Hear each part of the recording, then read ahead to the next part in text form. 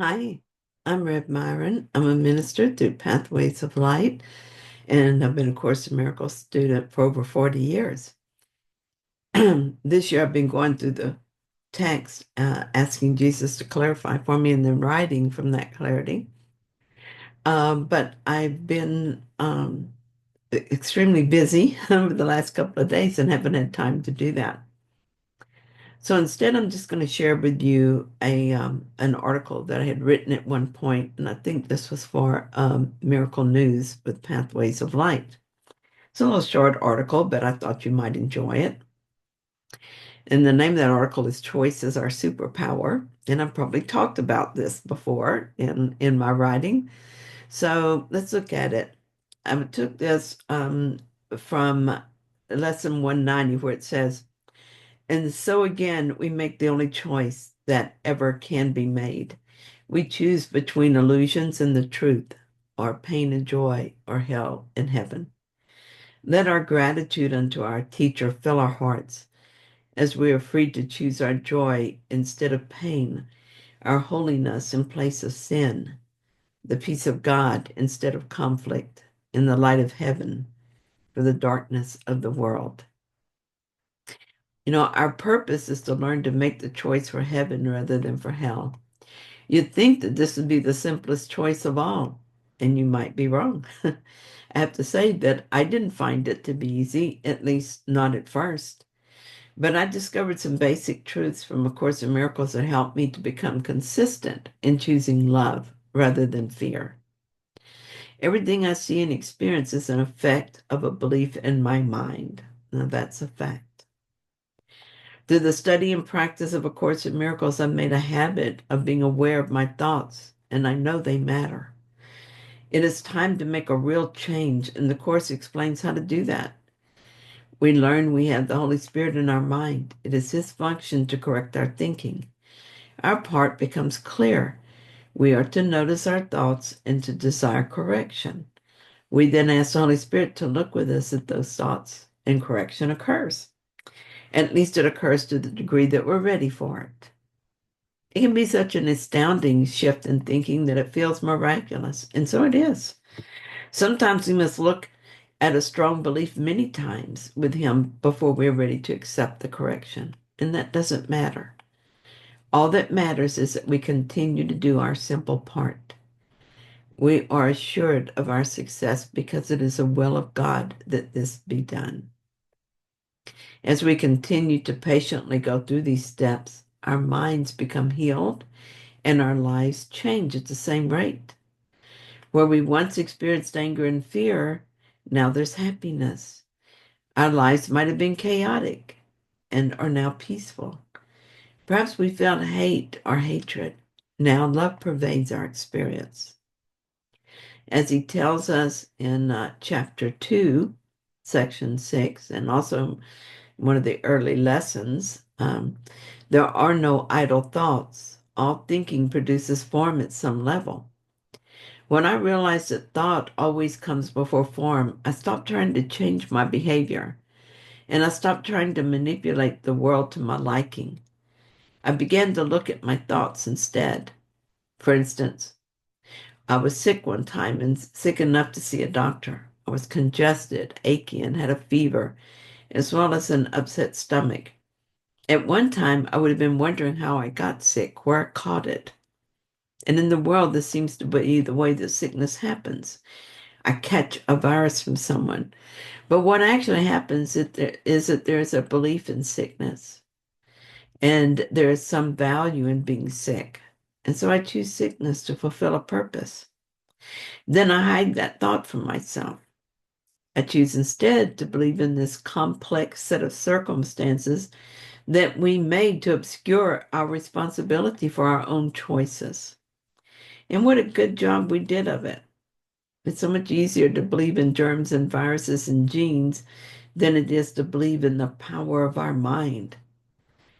Even though there was a thought that I was a victim of sickness, it was not a thought I could now believe. Instead, I asked Jesus to clarify this for me, helping me to understand what actually caused the sickness. Whatever thought or belief I needed to look at with him, I was ready to do that. I sat quietly and waited for the answer. I began to think about my son who is going through a difficult situation. I started to worry about him, and bingo, I see Jesus. I've been worried about him for a few weeks. This is what you wanted me to understand.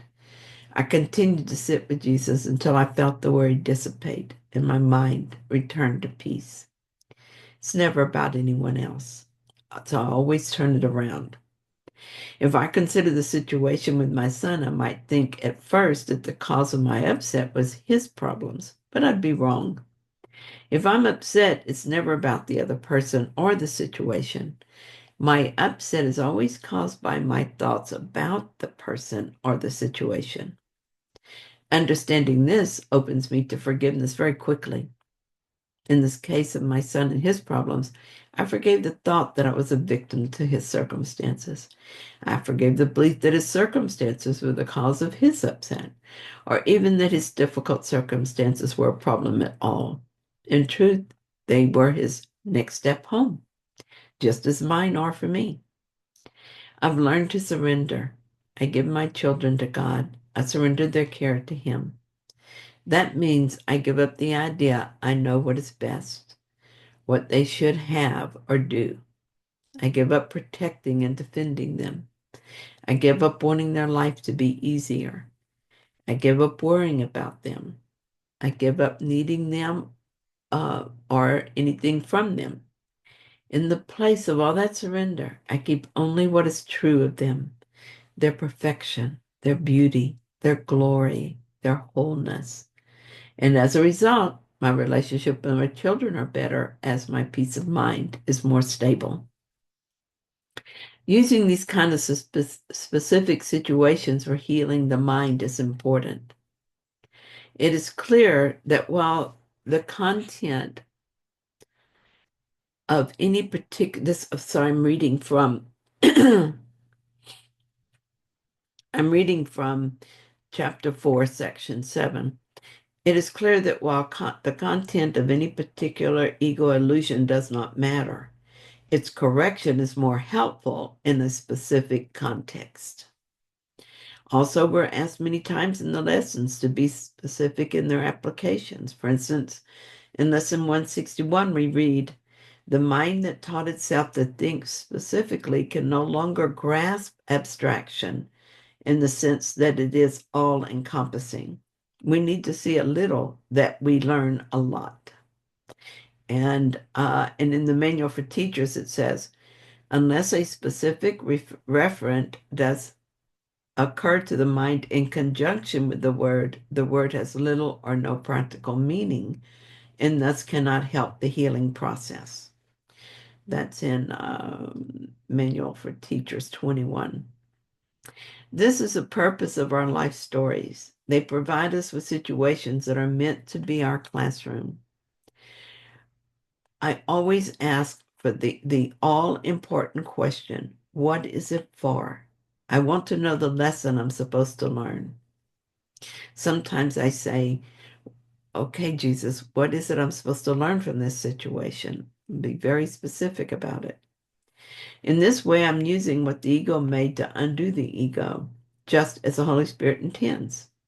I'm using my superpower, the power of choice, or another way to say it, the power of decision. Unless I underestimate this power, I will remember that I am always choosing between heaven and hell. May I always choose heaven. Thank you so much for joining me in this reading. I hope that you found it helpful. And I'll be back soon with another reading. In the meantime, you'll notice my background looks snowy. That's my front yard this morning. We had a serious snow. The last I heard, it was something like 7 inches. So very different for here in the South. It's cold. I'll see you soon.